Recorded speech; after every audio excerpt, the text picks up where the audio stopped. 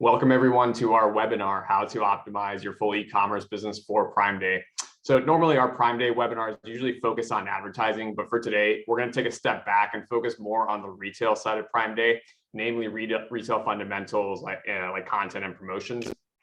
So, and although I've heard people say that Prime Day has somewhat lost its luster recently in the form of maybe just like the deals aren't as attractive as they once were, I think it's still incredibly important for brands to really just, focus on Prime Day, give it at least some thought, because there's just a tremendous amount of sheer volume and attention that it attracts. And sometimes it's hard to really fully grasp the scale of Amazon and Prime Day. So one popular way to bring more context is really to compare it to the Super Bowl. So remember that Amazon has roughly 200 million Prime members. And we've heard from sources that Amazon is expecting north of 120 million consumers or members to shop during Prime Day this year. When you compare that to the Super Bowl this year, there were 112 million people that watched it live and 208 million that watched it altogether. So while that 208 million is more than the total number of Prime members, you have to remember that there's more than just Prime members that are going to be shopping on Prime Day. So the scale or the reach is pretty comparable, right? So just an incredible reach. And outside of just shipping the business, it's really a great way to get your brand and products in front of shoppers for overall awareness. Just think about how much brands pay for Super Bowl commercials. This year, it was $6.5 million for 30 seconds during the Super Bowl. Well, what about consumption? Consumers spent on average last year about $50 per order during Prime Day 2021, and it's gone down since 2019. But overall unit volume has actually gone up. So what this is kind of signaling is that shoppers are increasingly deal conscious. And it could be a perfect storm this year with inflation and recession on the minds of consumers. And then lastly, you really have to remember, what was the core purpose of Prime Day? Why did they start it, right? Well, it was just Amazon's way to drive more Prime memberships. So we shouldn't really lose sight of that as we kind of operate this year. Prime Day really is geared towards getting consumers to see more value in buying a Prime membership. So with that said, we are your presenters today. My name is Riku, and I am an account director here at PackView. Before joining this side of the industry, I was a sales AE at Procter & Gamble, where I led some of our home care brands on Amazon. And why that's important is I went through one of the first Prime Days where CPG became kind of a focal point, or at least an increasing focus on CPG during Prime Day. And we were flying blind for the most part during that first Prime Day with CPG being a focus. And even though at that point it was still in its relative infancy, even though Amazon was relatively mature, we took a lot of, now we're taking a lot of institutional knowledge for granted that just simply did not exist back then. So we're going to try to reapply some of those learnings today, kind of share our POV on where things were back then and where are we now. And I'm also joined by my colleague Alex Uday, who I'll let him introduce himself. Yeah, thanks, Riku.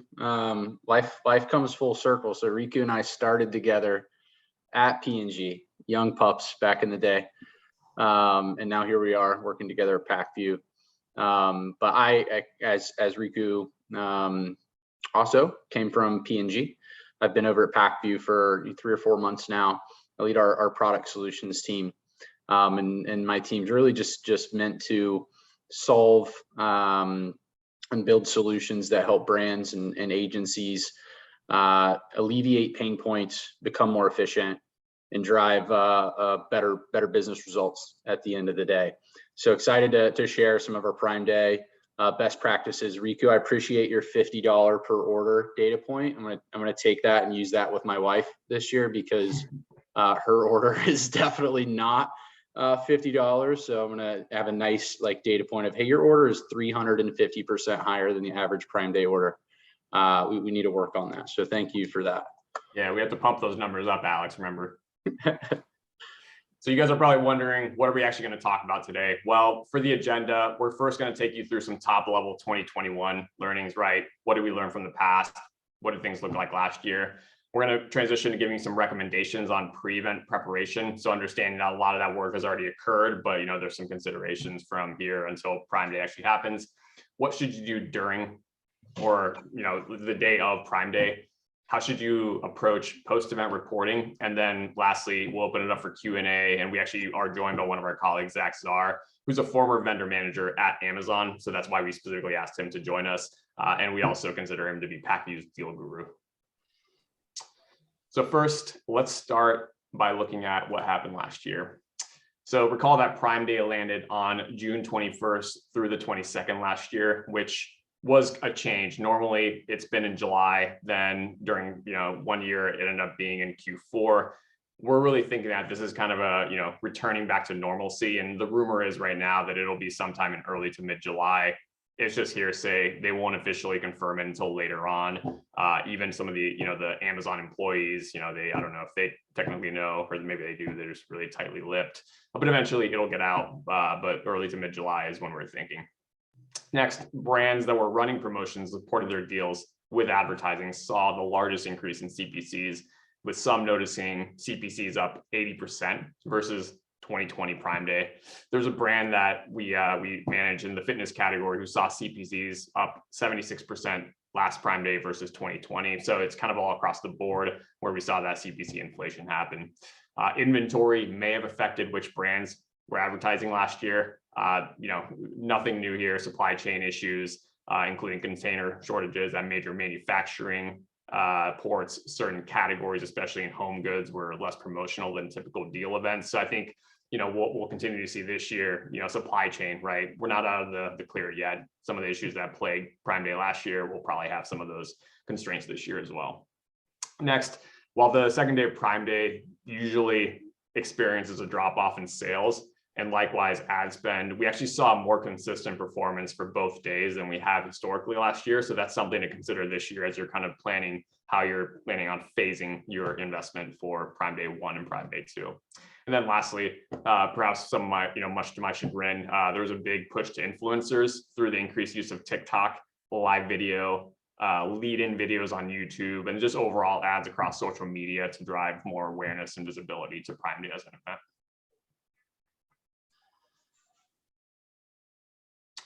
So next, what do we think, or what do we recommend for pre-event prep? We'll transition into Alex. Yeah, so as you guys, heading into Prime Day, right? Like the first thing that you ultimately need to do is decide what the hell you want to do, right? Are we going to run deals? Are we not going to run deals? What type of deal are we going to run? How much investment are we willing to make? Riku and I, as we were putting this content together, thought about, like, we could talk like what's the best type of deal to run, promo depth, price elasticity, LTV considerations. That conversation's been going on for years. And you still need to think about that. You need to consider what's best for my business, what objective do I have, and what will Prime Day do to deliver that? And you should do that. Where I think the evolution really needs to go, especially with everything that's happening in the world today, from insane product supply dynamics, wild pricing up and down, intense retailer negotiations that have been happening for the last year plus, is a shift to a really dynamic eligibility loop at an item level. So not only do we need to think about what type of deal do I run and what depth of deal do I run, but then underneath all of those, what items should I be supporting, and do they make strategic sense for me to do it? And it should be a continuous feedback loop that frankly needs to be built with tech like platform like PackView and an automation platform that can constantly read ASP, margin, weeks of coverage, which we'll talk in a little bit, conversion rate on a really quick pace, that also has a dynamic replacement logic built in. What that will allow you to do is get to not only what do I need to run, but once I decide what I am going to run, what items put that at the forefront, that strategy at the forefront, gives me the best chance to achieve success in that arena. And I appreciate the comment on the slide. I thought it was funny. I laughed to myself. So I'm glad that it landed. It's my least favorite thing about virtual presentations is you tell a joke or you say something funny, you have no idea if it bombed or not. And so I appreciate that letting me know that it was at least marginally funny. So on to the next one, Riku. Once you decide like what you're going to do, it frankly goes without saying that you need to spend a significant amount of time putting yourself in the best possible position for success heading into Prime Day. So you need to make sure that you've done the due diligence to have A+ content, your right image strategy, the right keywords in place, the right ratings and reviews heading in, so that your ASINs convert at the best possible rate. You should fix all of your fundamentals. You should promote retail ready ASINs. That's all table stakes, but it is important and imperative that you do it. Everything is so competitive now. The automation really helps deliver those things. So we work with brands that are managing, portfolios that are thousands of ASINs. It's really difficult for 1 human, 2 humans, 3 humans to monitor all of the things that influence the Amazon algorithm and purchase behavior online. Automation helps you deliver that. And so that's what we really try to do here at PackView is all of these things are important. How do we automate those actions, save your team time to then deliver that? And the last one I'll talk is like, you should have a little guerrilla warfare-ish action about you and understand, not only what your strengths are, but what your competitors' weaknesses is. So many of you, I'm sure, are familiar with the Amazon targeting widget that you see on the screen. We have some unique targeting capabilities within our PackView platform as well. But I would spend some time understanding, what competitive ASINs have some weaknesses, and can you exploit those, not only in the Prime Day environment, but an ongoing basis. So this one's all about the basics, making sure you just spend the time up front to make sure that whatever you do decide to do and ASINs you do decide to promote are in the best possible position to have success. So one of the kind of fundamental things most companies want to kind of solve is, how do you really set your entire team? How do you set your organization up for success? The tendency to work in silos was a huge challenge in the early days of kind of managing Amazon, or like at least bigger businesses on Amazon. The key takeaway is that teams might be aligned to the overall same goals and objectives, but organizational structure and access to information might create a sense of misalignment, right? So there's nothing more frustrating than having a conversation derail over data sources not matching, right? So like, if you're doing your post-mortem reporting, if you're having a conversation around whether you can trust certain data sources, whether something is right or not right, that is just wasted time. You should have some type of system in place preemptively where everybody feels good about it. Everybody's aligned to the approach, the methodology. That's going to free up precious time to do more, insightful or actionable things after the Prime event. It really brings up the importance of having a single source of truth, which yields confidence in the data, so that time spent is solving the real business challenges rather than kind of bickering or debating on the validity or trustworthiness of specific data sources. So what you see here, there's numerous data sources that fuel even the most simple dashboard. If you're looking at retail, advertising, digital shelf data, bring it all into one place. There's a ton of different things that you have to consider and kind of pull together in order to make any sense of it, right? So each of these sections can have multiple reports. And for many clients, even one section or one sales report might require 3 or 4 reports by themselves, right? So if you have multiple profiles in Amazon, you might need to pull 3 or 4 sales reports, combine them, clean up the data, make sure there's no duplication and so forth, right? So even if you build a nice system, what happens if data format changes or there's some type of outage inconsistency, right? So building a system proactively, identifying these issues and adapting, it's all kind of stuff that can be solved via technology. And I certainly wish that when I was a leader of the home care brands at P&G, that I had something in place. So instead of spending, 2 to 5 hours every single week, just creating reporting, I could just, press a button and have everything show up. And there's a better way, right? So first, what can you do immediately, right? Standardization across templates and processes is going to have a monumental impact on time savings for your total team, especially around tentpole events like Prime Day. We're really moving to a stage in the industry, or have kind of been transitioning that way for a bit now, where there's so much data and overall complexity that technology is basically table stakes. I mean, it's basically a necessity, and it's going to have major benefits to your overall business, right? We're going to go through a lot of these points today. but it's really just scratching at the surface. So if you want a subsequent conversation, we're absolutely happy to have that. And when I was managing those Amazon businesses, there were just so many things that I would do or had to create every single week that now, it's just so easy, so seamless to kind of get everything in front of you. So you spend more time actually doing the things that are going to drive your business rather than just simply reporting. One thing we've seen work really well for tentpole events is the creation of a war room. We first kind of saw this come into play when work from home was not a thing, when everyone was in an office together. But it's just really where the total team gets together for a chunk of the day. We understand with the current constraints around work from home, physical proximity is not possible. So you can still create your virtual war room. And really the benefit of this is it brings kind of all the key stakeholders together and allows for you to make really quick decisions. Circumstances change, deals change, information that you have on how the day is going changes. So having everybody kind of in one room or one, virtual room really facilitates how quickly you can adapt and kind of make sure that you're capitalizing on that increased traffic during Prime Day. Next, don't forget your external partners. Staying connected on media spend is pivotal during Prime Day.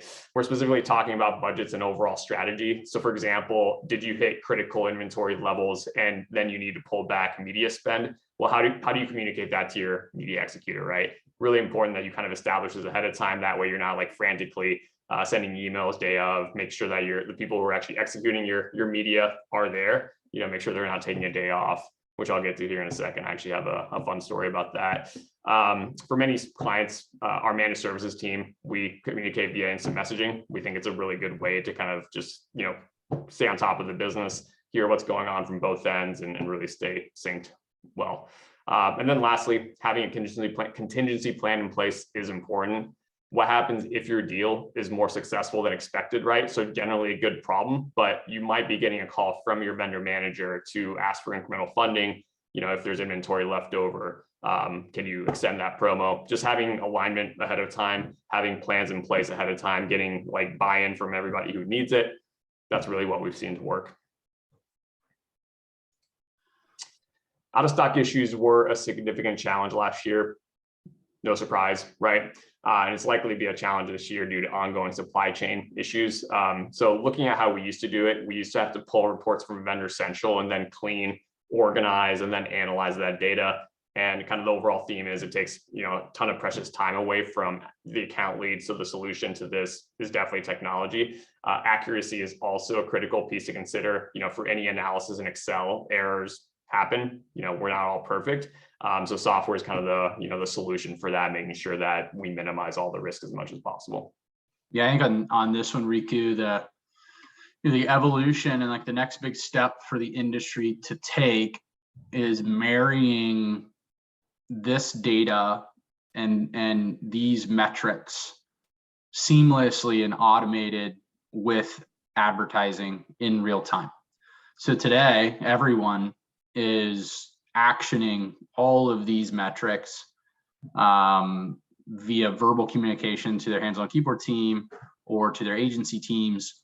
And what we're solving, right, with PackView Commerce, PackView Advertising together is being able to tie these things and write rule-based optimizations via advertising, leveraging your traditional sales, supply chain, profitability, etc. metrics.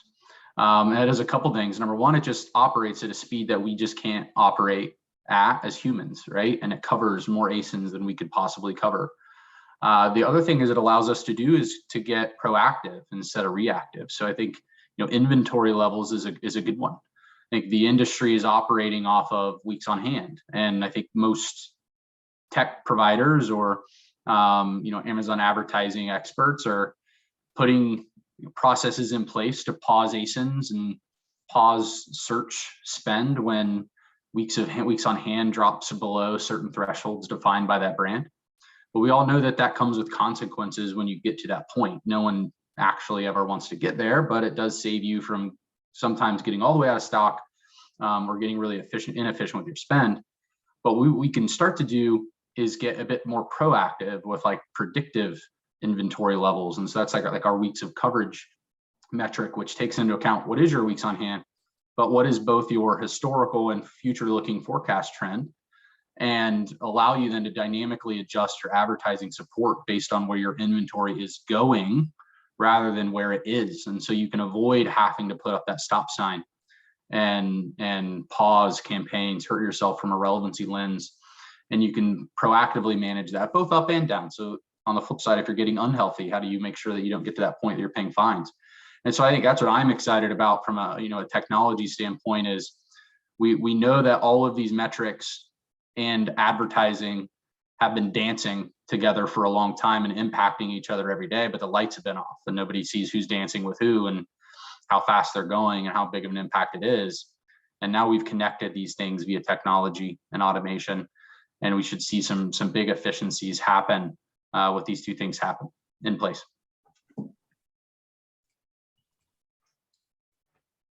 Given that inflation is on the minds of consumers and surveys suggest that consumers are actually going to pull back this year in terms of spending, we're really thinking that Prime Day is going to be even more important to capturing shoppers this year, right? So they're going to be even more deal conscious, more dollar conscious, and your promos can be a great way to kind of entice those shoppers, get them to buy your products because they're going to be, thinking about the future, right? We're not here to spread fear by any means for an upcoming recession or anything like that, but it's what consumer sentiment is kind of about right now. And when that happens, they're shopping for deals. People need TV. Not can you, entice them to buy yours when penny pinching or, consciousness of consumption. The one thing that we want to call out on this specific slide is the one major thing to consider is whether a deal is open or closed. And that just simply references who is eligible to receive that discount. A closed discount, it's going to be for Prime member promotions, promo codes, coupons that are only available to specific cohorts of consumers, right? And the one major benefit with closed discounts is that they don't affect site price, and subsequently there's no implication or minimal implication on channel conflict, right? Incredibly important if pricing across the channel is a major issue for you. Open discounts are site price discounts such as deal of the day or just price discounts in general. These promos are going to be available to all consumers and visible on the detail page. And where closed discounts don't have channel implications, open discounts do, right? So you have to be careful on what kind of discount you go out the gate with, thinking about, if something happens with pricing on Amazon, is there a movement elsewhere in the market? And is that going to create some issues for your company? Why we tell you all this is when you're looking at how you perform on Prime Day versus Cyber 5, you have to think about whether that discount was closed or open, right? Prime Day promos tend to be closed, whereas Cyber 5 promos tend to be open. And this just impacts the way that Amazon calculates revenue, which means that your Prime Day metrics might look inflated if you compare them to Cyber 5. So if you're looking at those 2 days to figure out where should you be investing, keep that in mind, because what you might be considering revenue is not apples to apples. So that's why we want to call that out here. Again, the idea here is not to go over each promo type. We wanted to include this here because when we send this as a follow-up, we wanted you guys to have a good reference about all the different promos, kind of what are all the kind of core intrinsic things that you should be thinking about. When should you use them? How do you create them, and so forth, right? So the previous slide's point, deal of the day, wow deals, best deals, lightning deals, price discounts. These are all open discounts. Prime member promotions, BXGY, promo code, VPCs, those are closed discounts. So the way in which you kind of look at this and kind of strategize should be a little bit different based off of what's your current situation in your channel. We have to remember that Amazon is a price follower, not a price leader. But there isn't, a risk that if you have some type of pricing or movement on Walmart a couple of days before, it has the potential of ruining your deal or your promo on Amazon, which is incredibly important to kind of monitor that. Here are some examples of deals and how they appear on site. The good news is that when you're running media, the deals are actually going to be flagged in that specific ad, which just provides additional visibility. So yeah, you might have a really good promo strategy, but we always recommend considering, paid search, DSP to really kind of amplify the visibility on whatever promos you have, right? And the kind of core use case on that is, even if you run a promo, if you don't have strong organic visibility or you don't get some type of like primo placement, you're not going to be found. So if you can't be found, you're not going to drive volume. So it's really that pairing of promo plus advertising that's going to create the bang for the buck that you want and drive volume. Yeah, I'd just call it, you put it on the screen, Riku, but our P&G background's coming out on us here a little bit of, you got to think about the pros and cons of syncing these two things together. Like in some scenarios, they could be intended to drive different things and different strategies, right? Like your promo, ideally you marry them, but your overarching promotional strategy, at an enterprise level, so sometimes isn't retailer specific. You have national coupon calendars, and the brand may or may not sync with Prime Day, especially when it's moving around. And so what enterprise brands have in market from a promo standpoint may not actually be the most strategic thing for your Amazon business at that time. And so you got to consider, like, what's the intended outcome of Prime Day, and does both your promo and your advertising strategy at the time deliver that, and be mindful of should it work together or should it not work together, and therefore what actions should you take in the background. All right, let's take a look at some recommendations during the event. So what should you look out for during Prime Day?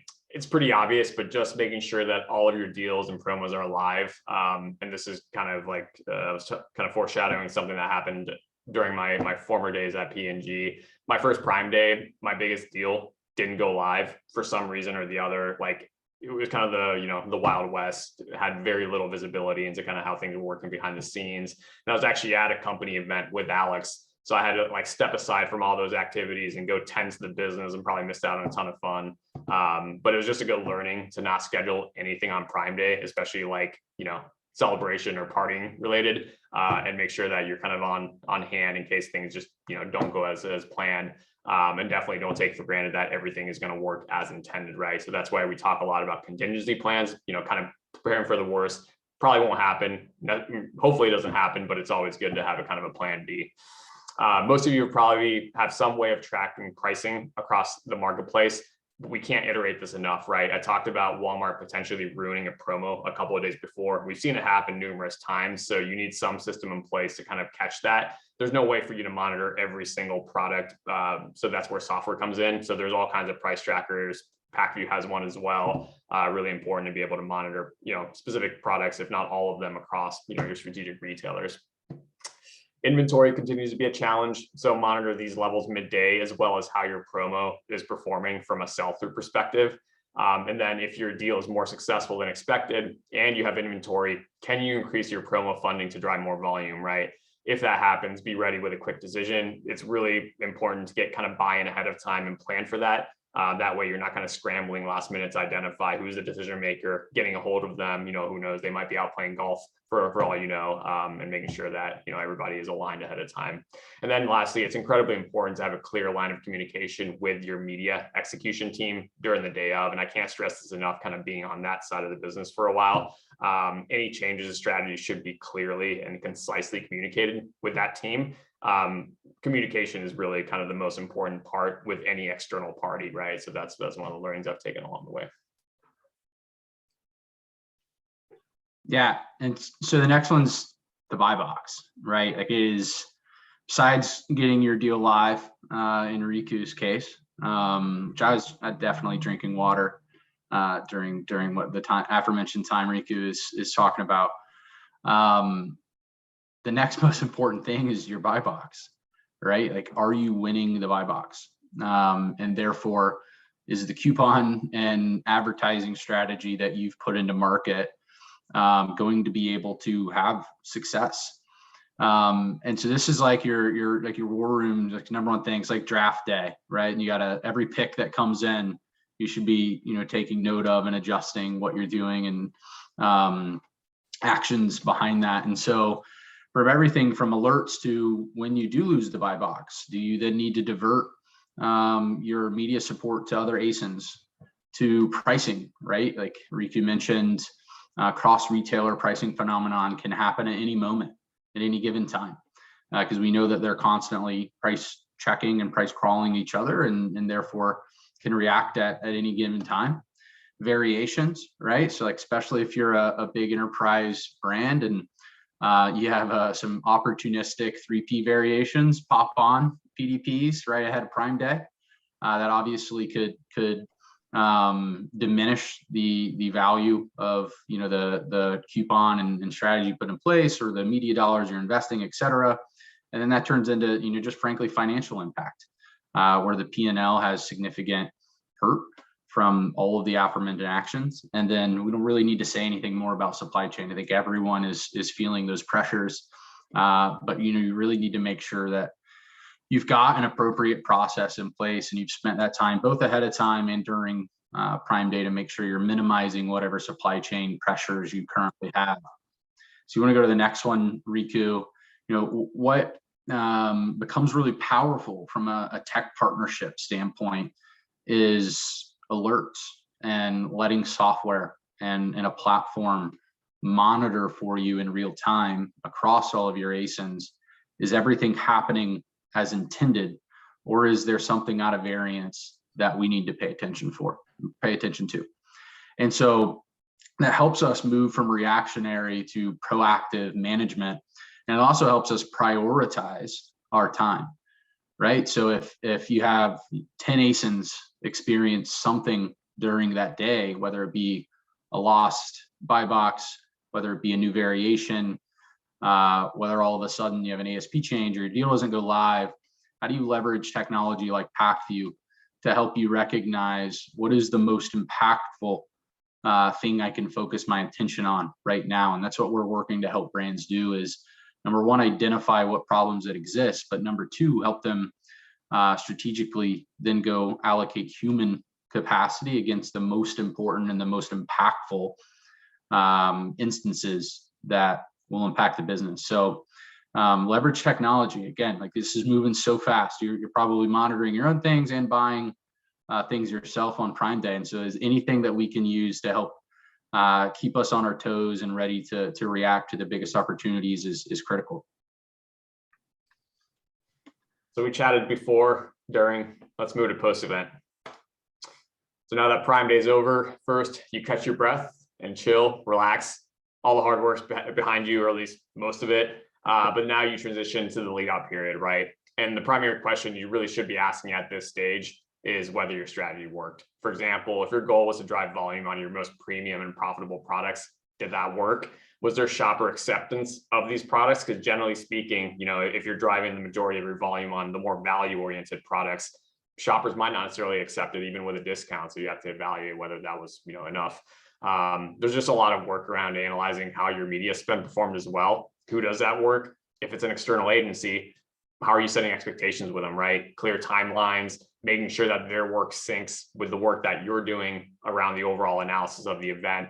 Are you aligned in the story that you want to tell, right? So oftentimes, like, what we've seen is that the story that the retail team wants to put out isn't necessarily a story that the media team is telling, right? And when leadership sees that, how does it make sense of that, right? So just having a clear idea, a clear vision on what is a story that you want to tell and being closely synced. That's what that kind of the overall theme is, just, communication, which is simple, but it's very, very important.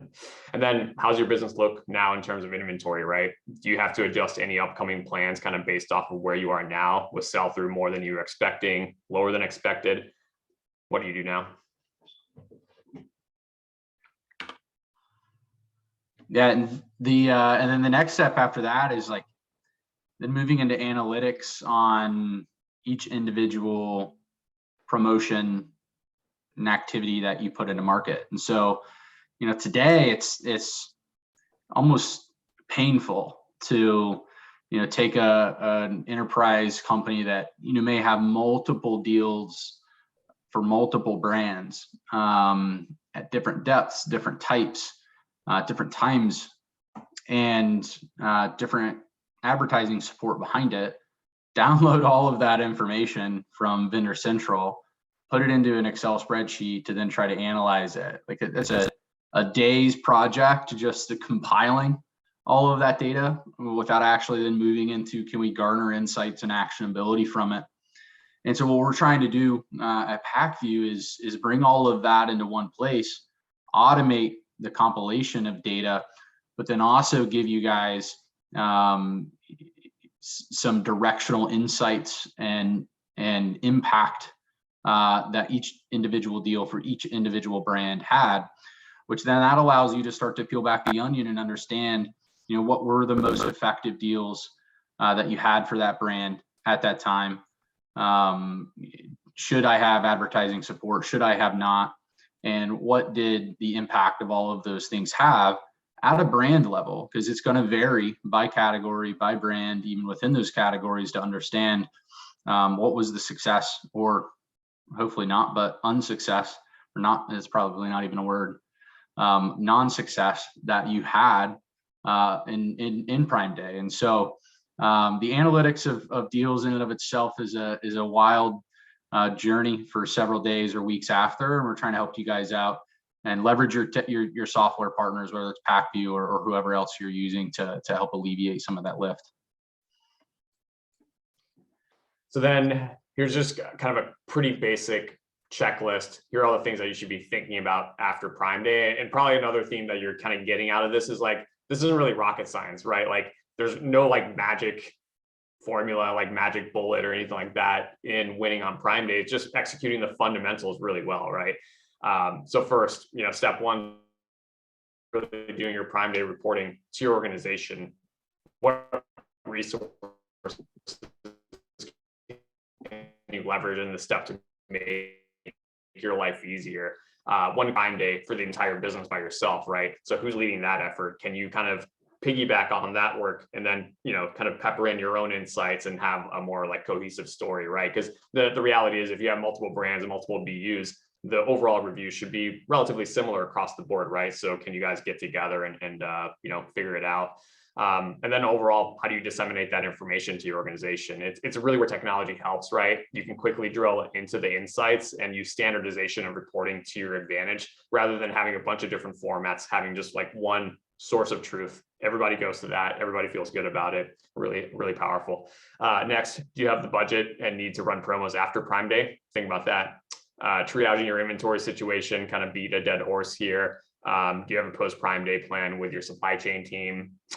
What about site traffic after Prime Day, right? So even though site traffic is really high during Prime Day, it's still elevated after, right? And it's a good time to capture these shoppers who might be doing more like routine shopping or just even perusing to see if there's any deals available. I know like this is my industry, so I was just, obviously on Amazon after Prime Day. But a lot of friends were kind of on site looking to see, is anybody running deals, anything that I might have missed? Certainly a sense of FOMO was still there.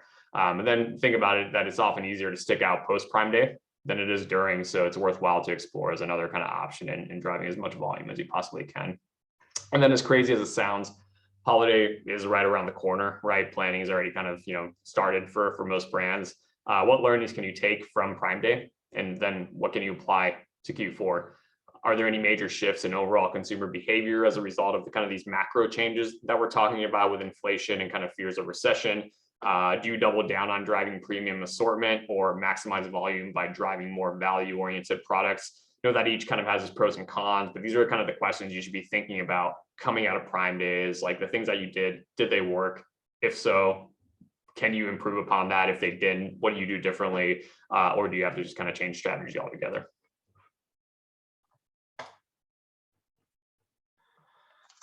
So AMC, this is probably one of the things I'm most excited about for Prime Day 2022 is all of the data and insights that we're going to be able to garner and action off of because of the unlock that AMC gives us. So we've done a ton of work at PackView. Shout out Jack Lindbergh and Riyadh in doing the work for brands and agencies to ingest the magnitude and complexity of data that AMC is, build it into reports that help you quickly obtain insights and actionability from all of that data. And then thirdly, then do something about it based on what the data shows you. And so some of the things that I'm really excited for with Prime Day is it will inherently behave different than traditional everyday business on Amazon. Your search campaigns, your DSP campaigns, their performance will vary, not only just from a CPC standpoint, but also from a conversion rate standpoint. Probably will vary by audience types on what type of deals or ads resonate more certain groups of people. And AMC is going to unlock that for us. And we're going to start to be able to understand, how did search and DSP interact during Prime Day? Is it different than what I've been able to kind of understand and on an everyday Amazon business lens? And then what do I need to do differently as a result of that? Should my budget split look different? Do I need more DSP funding next year than I currently have allocated, or do I need less? Multi-touch attribution is going to really help us understand, what are my most optimal purchase paths? What type of assets do I need to put in place to capture consumers, not only on Prime Day, but then also, the weeks, 2-3 weeks after Prime Day? Do you start to think about how I influenced decisions or purchases down the road? And AMC is going to be able to power all that. So I'm excited to see what insights and efficiencies that brands can drive with the data and the power of the data that AMC really gives us for the first time on Amazon. And then using that same lens, because Prime Day is at the time it is this year, you're going to be able then to leverage DSP and AMC to do some really creative things heading into the holiday seasons, and make sure that you've got plans in place from a retargeting standpoint for people who may have interacted with your Prime Day deals but didn't close. How do I capture competitive shoppers who may have swapped from my brand during Prime Day because your competitor decided to run an uber steep discount for the day? And so you're going to be able to leverage AMC and DSP to think about those audiences and put a strategy in place to bring them back in your brand universe, or to influence the purchase that you need them to make. And so I'm pumped. I think that I can't wait till we do this again next year, Riku. And I'm undoubtedly sure that we will have an entire section dedicated to insights that AMC delivered last Prime Day and what we should be doing differently because of what we found. Yeah, definitely. I think there's some interesting things I'm already starting to see with geographical reporting, like density on, conversions or detail page view rate based off of the state, so the kind of sky's the limit at this point. I think we're just really scratching the surface. So I'm pretty excited to hopefully you and I partner on this once again. We'll see.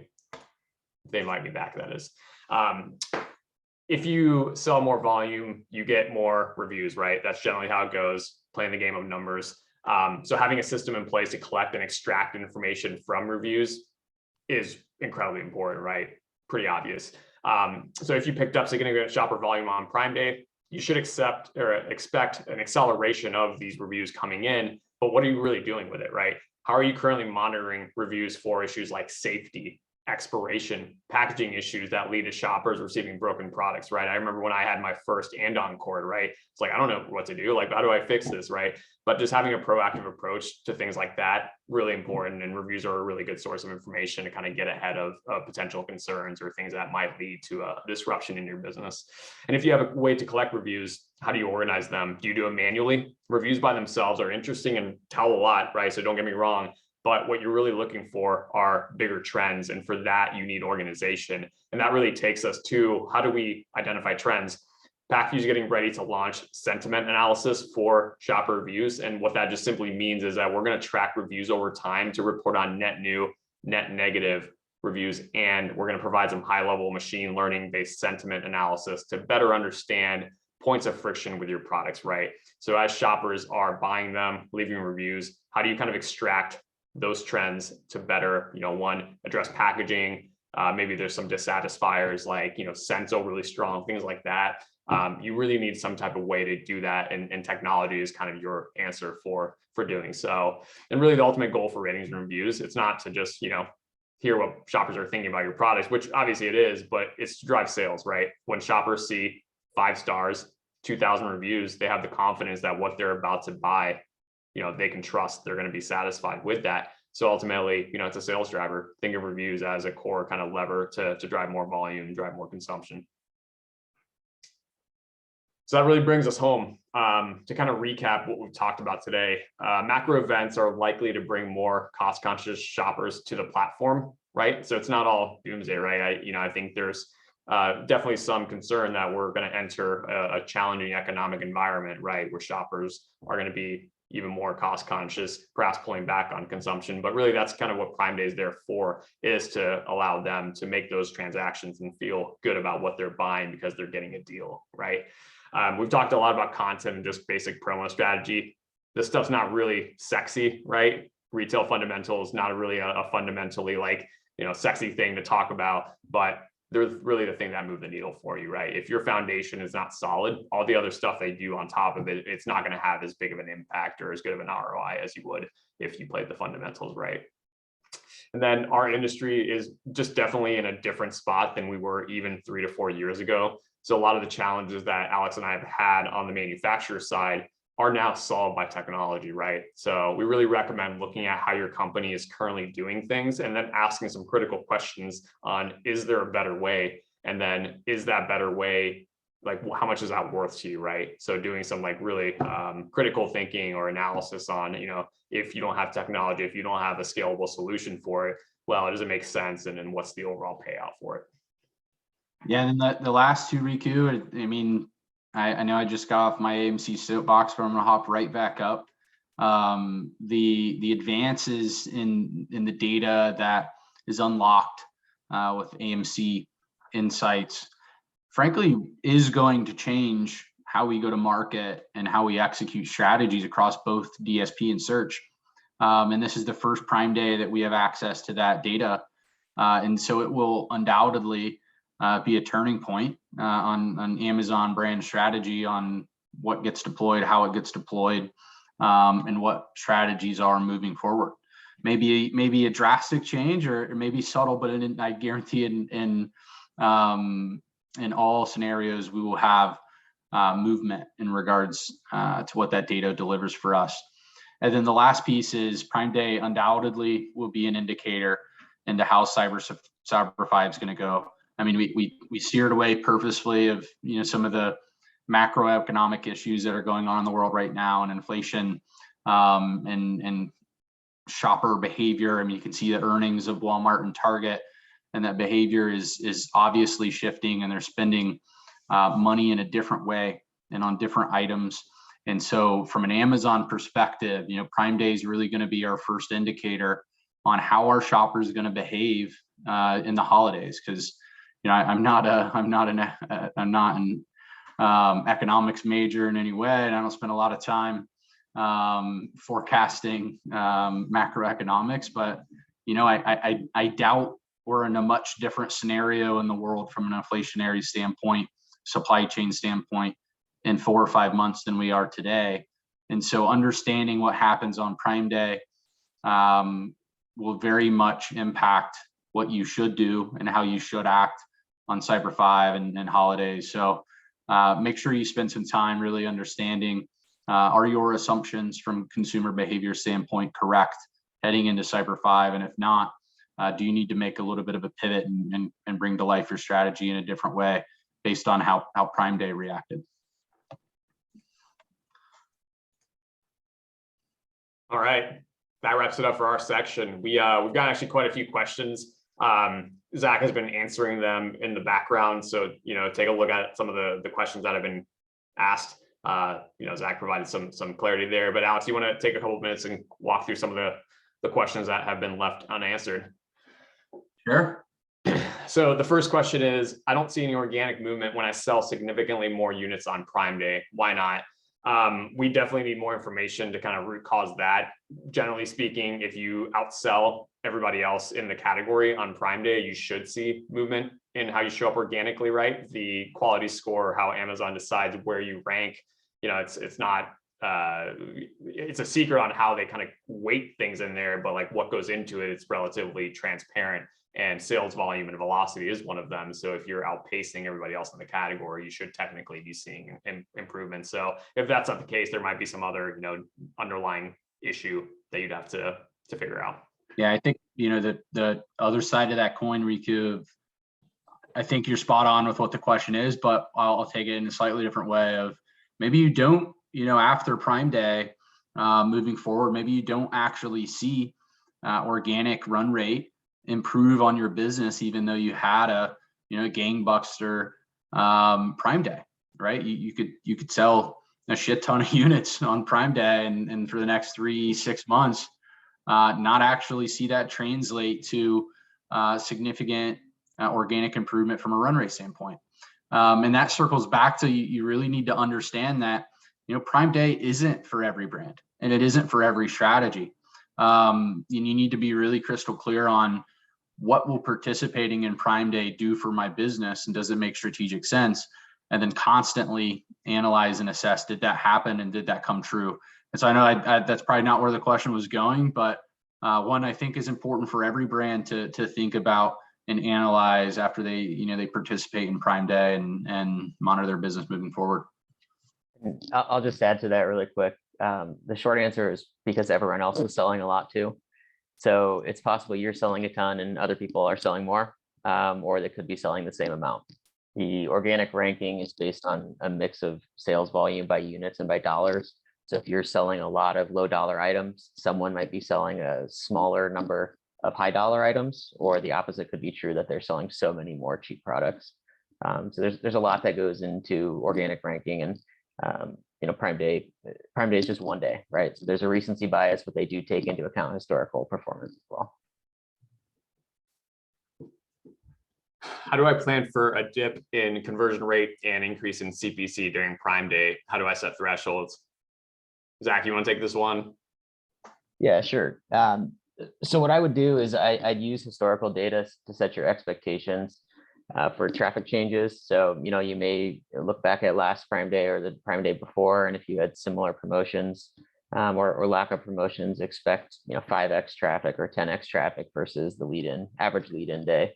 From there, I would say set your conversion expectation, what the change in conversion is versus a regular day, using historical data as well, and use that to calculate what your max cost per click level that you can pay and still hit your efficiency goals is.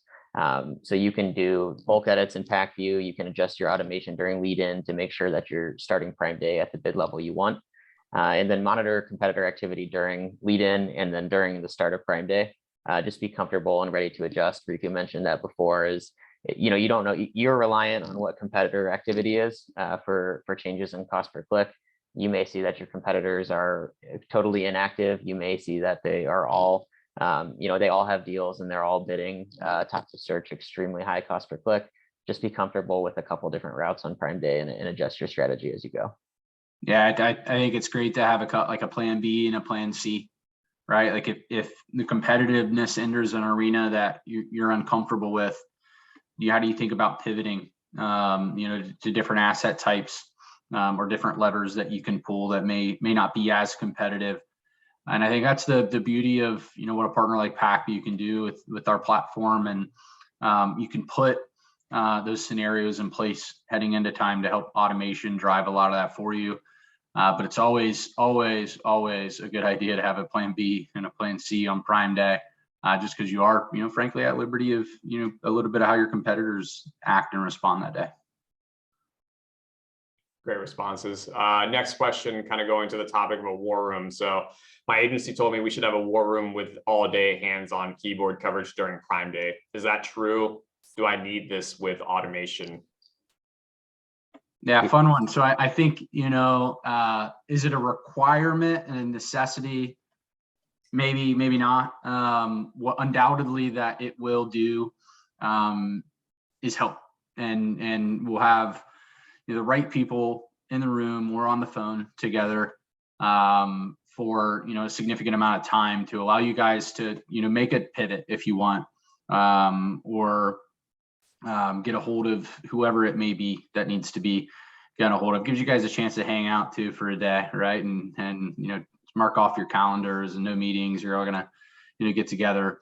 Automation undoubtedly helps with a ton of that, right? And I think it's moving again from reactionary and every person in that room reacting to what they see online to automation and software helping you notice things that could be coming, or prioritize your time specifically against things that are going to have the biggest impact. So not a requirement to be in a room for 24 hours together, no bathroom breaks, no lunch. but just getting everybody together for, a significant amount of time, or at least, on call, ready to make a call or a pivot will definitely be beneficial. I think Alex hit the nail on the head as well. As think of it from a leadership perspective as well as an opportunity to build culture, right? There's a sense of we're all in this together. We're kind of all, I hate to use the word, us all in it together at that point. It's a really good way to build kind of just overall rapport on your team. Deliver, like get food delivered, right? If you're all together. If not, give people, a stipend or something like that. I think it's something that can bring a pretty powerful bond to your team. So there's definitely like tactical advantages as well as kind of the soft, team building stuff as well. I'd also recommend making sure you check in during deal flip periods. So Amazon has deals that run at different time, both lengths and start times. So about every 6 hours, you'll have a large amount of deals change. So most of the lightning deals are going to run 6 hours or so. So at midnight, 6 a.m., at noon, check all of those different time periods and understand if a competitor's strategy has changed because a deal has started or stopped. So those are the key times to really be ready to adjust quickly. And just like everything else, you're monitoring performance, and you need to be comfortable adjusting as needed. So those check-ins allow you to do that. You don't need to be, everyone at the whole company doesn't need to be hands on keyboard the entire time, but you do need people, shopping the site frequently, seeing what's happening and adjusting your strategy as you go.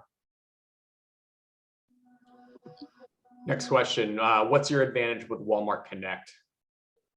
And I think this question is, what is the advantage of using PackView on Walmart? Well, you just kind of get the whole suite of benefits and capabilities that you would get on every other platform.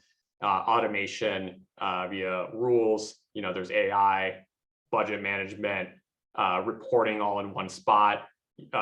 Hands-off keyboard execution, like a machine can do, thousands of millions of changes per day that a human being, take hours to do. So kind of everything that you would expect in being an advantage on Amazon and the other platforms, there for Walmart as well.